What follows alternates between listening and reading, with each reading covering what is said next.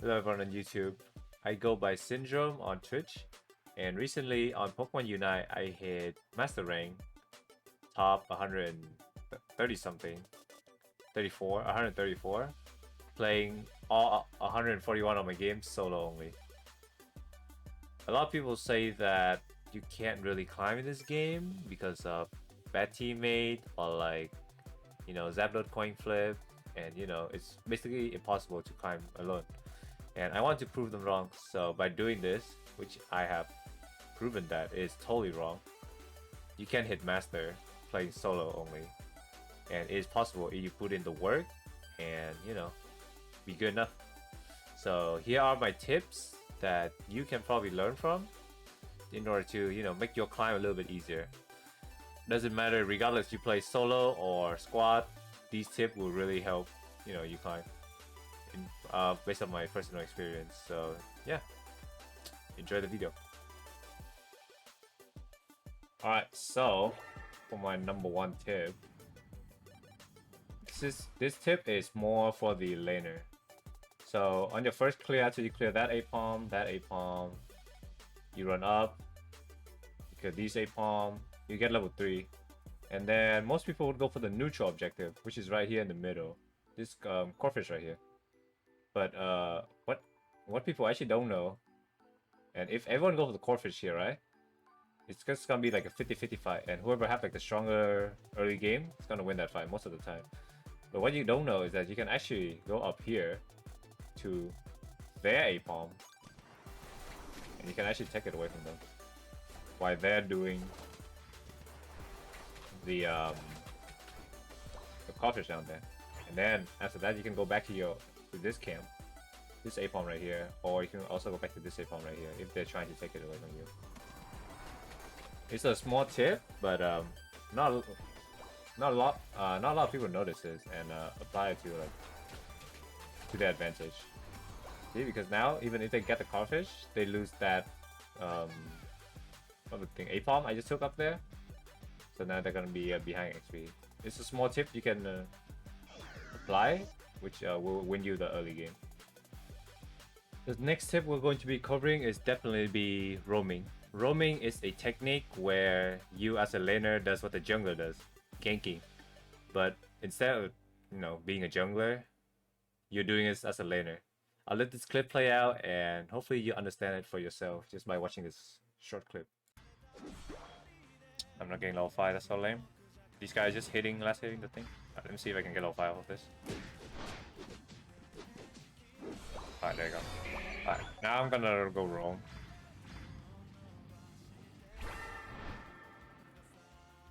Machamp's like a very strong ganker, especially with his suplex, right? Bro. Alright. He can 1v2 that. See, like how they're breaking down a fight right here? Now I'm here to help him. And turn this fight. That's why you roam, by the way. Get back here. Kill this guy too. Oh shit. I should have given it to him. There you go. And that's why you roam. Alright, the third tip we'll be covering is a simple one, but it's actually very important, and it's probably one of the most important tips. It is always be looking at your minimap. Now your minimap is it has all the information in there. And yeah, you basically always want to constantly holding your eye on your L button and using your Joy-Con to like look around the map. As you can saw from the last clip, most of the time when I run up to gang top lane, I didn't even look at my own character. I was looking down bot lane. And I know it's like not something that everyone can just learn in one day, but if you can master this technique, it's gonna really help you get a lot of information. Tip number 4 is going to be know your limit, or even more advanced than that, get to know your opponent limit. Now this is something I can't really teach you. It's just you just kind of have to know it and keep it in mind. The easiest way to know your limit between you and your enemy, or like to pick a fight between you and your enemy or not, or to make a decision to tower dive them, under their own turret in order to score or not, is that you have to know what your character does, how much damage output do you have, what the opponent character have in order to like stop the dive. And most of the time it's really up to the situation, but one thing you can look at is probably the level difference between the characters. So usually if you're a higher level than the enemy, you're probably going to win the fight, or you have a high chance to win the fight. Not only level, but also like the number of Pokemon that you're fighting with, right? So say if it's like a 3v2 on the turret, and you guys are like the same level or high level, the chance of you winning that is very high. So yeah, you have to know these things personally from playing the game a lot, which is very advanced and would help you make a much smarter decision when you make your plays in the game. Tip number 5 is basically goes hand in hand with tip number 4. In order to know your limit better, well, just main a smaller pool of Pokemon. I personally, during my climb, I main 3 Pokemon, and I only pick those 3, and they are my comfortable pick. I picked Cinderace, Zeraora, and Machamp. At first, when I first started out playing, I was a Zeraora one trick where I only play Zeraora every game. But then I realized people are going to take this, or like it might not fit the team comp and something like that. So I pick up Machamp as like a tankier role, and Cinderace as like a more damage dealer role. And what these 3 have in common is that they can use the same hell item very like efficiently, which really help you with like maximizing out your 3. I recommend maximizing out your 3 hell item, right? Because you don't want to waste like a lot of ticket at the beginning of the game, spending a lot of ticket on the try to max out like a lot of hell item, because you won't be able to max out your 3 main ones. So yeah, I would recommend maxing out your 3 main hell item, and then play the champion that use those hell items. For example, if you play Gengar is like a special attacker, right? So you could probably like to main Pikachu or Ninetale as like have them as like your side pick in order to, you know, pick them to fit with the team comp and also get great use out of using the other hell item, right? Tip number 6 is group up for objective, and always, and I mean always, prioritize Dreadnought over Rotom. Why prioritize Dreadnought over Rotom? Well, Dreadnought gives something that's very important. It is EXP. There's also a shield bonus on the side, but you can use the shield for like diving turret or like picking a fight, and it would kind of help. But you're not really doing Dreadnought for that. You mainly want the EXP. What the EXP does is that it's set up your team to like a stronger position, right? In order to make your team stronger to fight the Zapdos later on in the game. Tip number 7, it is always have Unite move ready when you're fighting for objective, and only use Unite move to kill someone when you know you can get something out of it. So for example, both sides are pretty close to winning, and you guys are about to fight for Zapdos. Unite move are freaking game changing. You have Unite move, you basically can solo carry, you know, the fight already.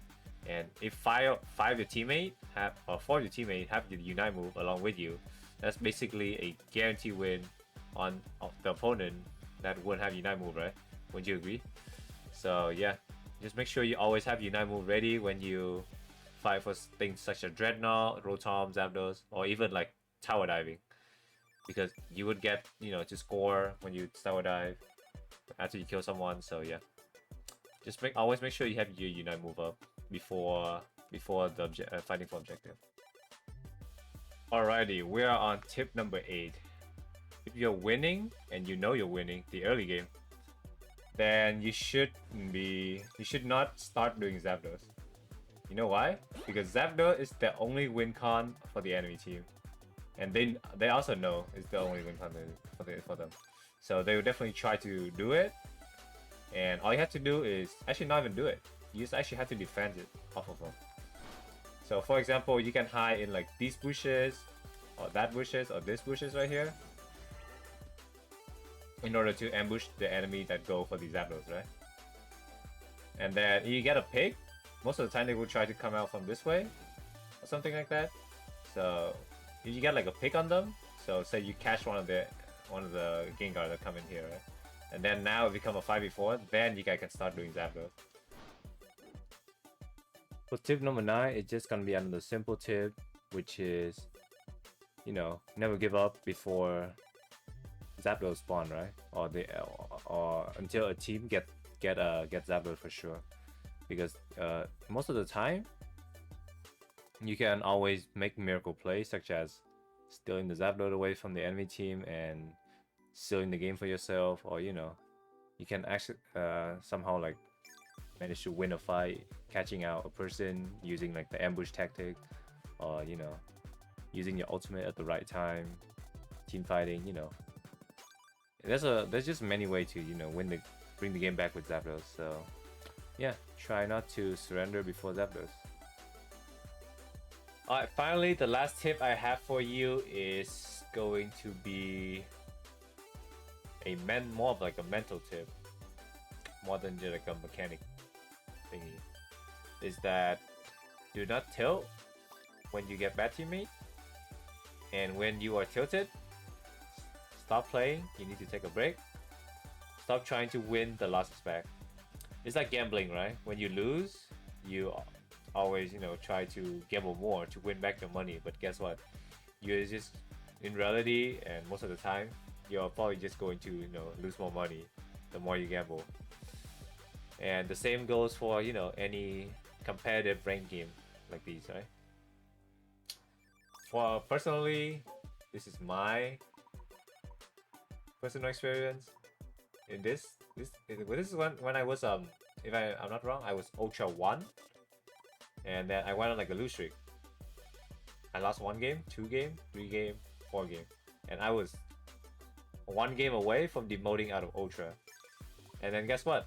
The system put me against a bot game because they know I was about to, you know, demote. And I knew it was a bot game because of, you know, the way these guys play and the ways my team picked their role after I call my role, and I can't check any of them. But yeah, I got 27 kills and I played like a no-brainer because I was tilted. And guess what? I freaking lost against the bot game. And it was probably the most facepalm moment for me. So I went on a lose streak, I lost against the bot game, and I demoted back into Veteran 5. But luckily, I won the next couple games, and I got back, and you know, the climb continued. Yeah. But yeah, just go show how, you know, being tilted can make you do something, even like losing against bot, right? So yep, my biggest tip to you is to not get tilted, and you need to take a break, relax, do not spam game. That'll be it for all my tips. And yeah, hopefully you improve playing this game, either solo or with your friend. It doesn't really matter. Just apply this tip and climb higher. Good luck. Later.